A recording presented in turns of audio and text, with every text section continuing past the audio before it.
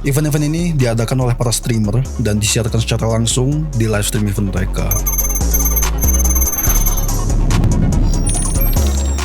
By the way, konteks gila di sini adalah luar biasa, bukan gila secara harfiah. Sesuatu yang sebelumnya belum pernah ada atau belum pernah diadakan dan dilakukan di dalam live streaming, real time, tanpa editing, tanpa take ulang. Sebelumnya, gue bakal jelasin dulu apa itu Subathon, yang mungkin kalian udah tahu gambaran sederhananya, yaitu event live streaming yang udah banyak dilakukan oleh para streamer saat ini. Kata Subathon sendiri berasal dari singkatan subscription marathon. Konsepnya ini live stream marathon dengan timer yang akan terus bertambah setiap kali ada yang subscribe. Every single time you sub, this number goes up. Format ini pertama kali dibuat dan dilakukan oleh Ludwig di tahun 2021. Dan by the way, konsep subscribe di Twitch ini beda ya dengan konsep subscribe di YouTube. Kalau di YouTube, istilah subscribe itu konsepnya sama seperti follow di Instagram, TikTok, dan lainnya. Yang gratis, kita bisa follow-unfollow kapan aja. Sementara di Twitch, sebutannya ini sama seperti sosial media lainnya, yaitu follow. Jadi subscribe di YouTube sama dengan follow di Twitch. Sementara konsep subscribe di Twitch ini sama dengan konsep membership di YouTube, yang kita harus bayar untuk berlangganan atau join membernya. Jadi selama masih ada yang subscribe, timernya bakal terus nambah dan live streamnya terus berjalan. Really, how long this goes, I have no clue. Hasilnya, kalau di Subathon pertama Ludwig yang awalnya direncanain cuma live stream 24 jam, Then it'll go about 20 hours, 24 hours. So we'll see. berakhir menjadi 31 hari nonstop.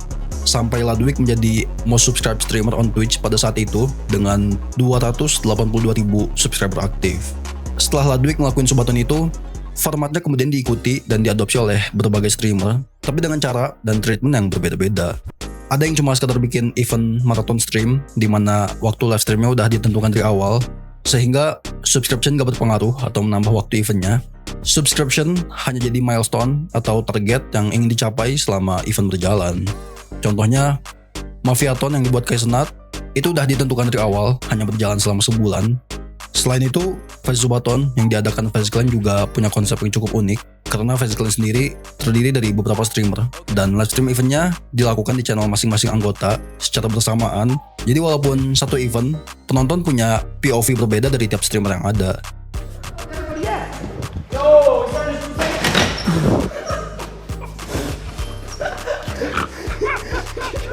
Dan ini sedikit berbeda sama marathonnya Arab yang walaupun juga terdiri dari beberapa orang dan kreator, yaitu Triple A Clan, siaran live streamnya hanya ada satu, dijalankan di channel personal Arab sendiri, bukan di channel grup.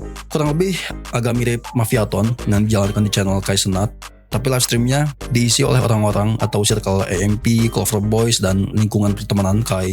Tapi konsep Subathon atau marathonnya ini juga agak unik. Seperti contohnya di marathon 3 saat ini, ada timer yang bertambah setiap kali ada yang donate. Tapi juga di awal udah disebut kalau playnya bakal 100 hari. 100 hari? 100 hari? Dan bener aja, timernya udah di lock sekarang. Sehingga nggak bener-bener full, timer akan bertambah terus dari donasi. Yang mana ini jelas wajar untuk mereka yang punya penonton yang besar. Karena kalau gak di lock kayak gini atau diberhentiin, bisa-bisa maratonnya terus lanjut sampai tahun depan. Jadi timer yang bertambah dari subscribe atau donate gak akan selalu benar-benar menentukan durasi event live streamnya. Kemudian ada juga contoh maraton stream yang lebih simpel dari itu. Seperti contohnya misalnya IShowSpeed yang pernah ngelakuin maraton live stream RDR 2 di mana dia gak berhenti live stream sampai gamenya tamat. Simpelnya ada dua konsep besar yang bisa dilakukan, yaitu marathon stream dengan waktu yang udah ditentukan dari awal atau sampai tujuannya tercapai.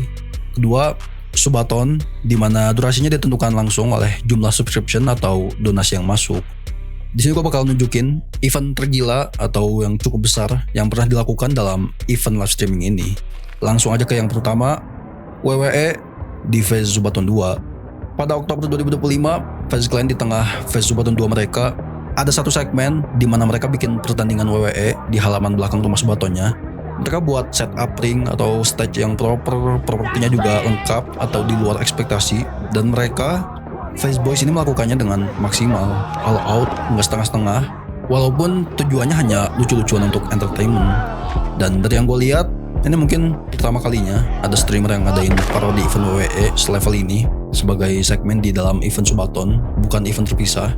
Dan actually di Phase Subathon ini mereka juga membuat beberapa event lainnya seperti membuat Squid Games, Phase konser, event konser langsung offline yang mendatangkan para fans atau viewersnya, dan juga beberapa game atau event unik lainnya.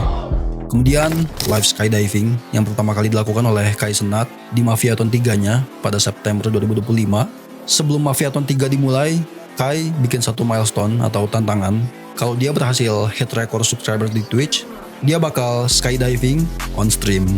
Kemudian di Vaisubaton 2, Jason Duin ngelakuin hal yang sama, tapi dengan satu twist yang berbeda. Dia pakai skydivingnya ini sebagai entrance-nya ke TwitchCon San Diego 2025, walaupun pada akhirnya dia gak benar-benar mendarat tepat di area eventnya. Tapi Jason tetap melakukan skydiving dengan kualitas stream yang jauh lebih bagus dari Kai Cenat. Walaupun di awal sempat ada sedikit lag bitrate, tapi tetap ini terlihat lebih bagus dari stream Kai Cenat. Alasannya mungkin karena skydiving Jason Duin ini disupport langsung oleh Red Bull dengan setup dan equipment profesionalnya. Karena seperti yang kita tahu, Red Bull juga udah mensupport banyak atlet profesional yang memecahkan berbagai rekor.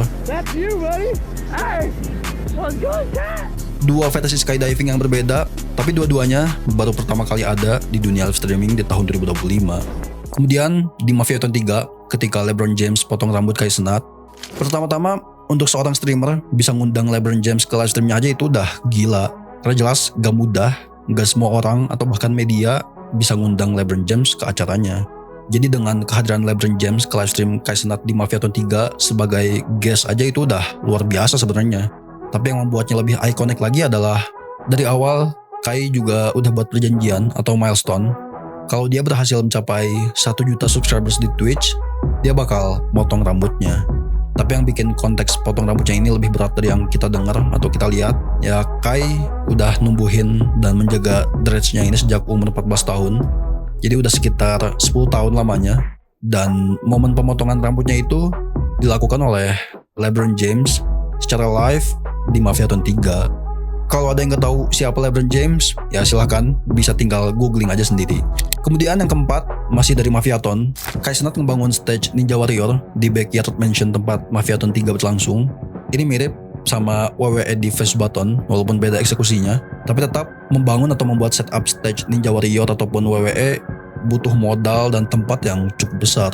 Gak mudah dan gak semua orang bisa. Ini bukan hal yang bisa diadain asal-asalan. Setupnya pun dibuat dengan proper, yang mana butuh perencanaan dan bantuan tim. Dan fakta kalau Kai ngelakuin ini di dalam Mafiathon 3 di event yang sama, di mana dia juga ada ngundang LeBron James sebagai guest, ada skydiving dan lainnya. Ya inilah alasan kenapa Mafiathon 3 kemarin memenangkan Best Streamer Event 2025 di Streamer Awards. Kemudian yang terakhir dan yang menurut gua paling underrated dari semua yang ada di list ini adalah sesi acting class di Marathon Season 2 yang dilakukan oleh Arab dan semua anggota Triple A Clan. Di satu sesi Marathon Season 2, mereka ngundang Mas Kiki Narendra sebagai guest. Buat yang belum tahu, Mas Kiki ini adalah aktor senior Indonesia. Di sesi itu, mereka ngelakuin acting class langsung on stream. Tim produksinya udah nyiapin satu skenario dan skripnya. Kemudian briefing bareng semuanya sambil dijelasin juga tekniknya oleh Mas Kiki, dikasih brief karakter, kemudian mereka reading naskah atau skripnya sampai latihan. Semuanya dilakukan real time on stream dan hanya dalam waktu beberapa jam aja. Dan kemudian langsung take action, one take, live stream dari awal skenario sampai akhir tanpa fail dan tanpa cut di tengah skenario. Ibu bakal bangga kalau misalkan lihat kelakuan lu kayak sekarang. Ardi!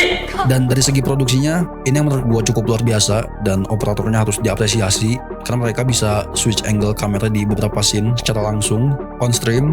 Dari luar kelihatannya kayak ada editing cut to cut, padahal itu semua switch kamera manual langsung di live streaming.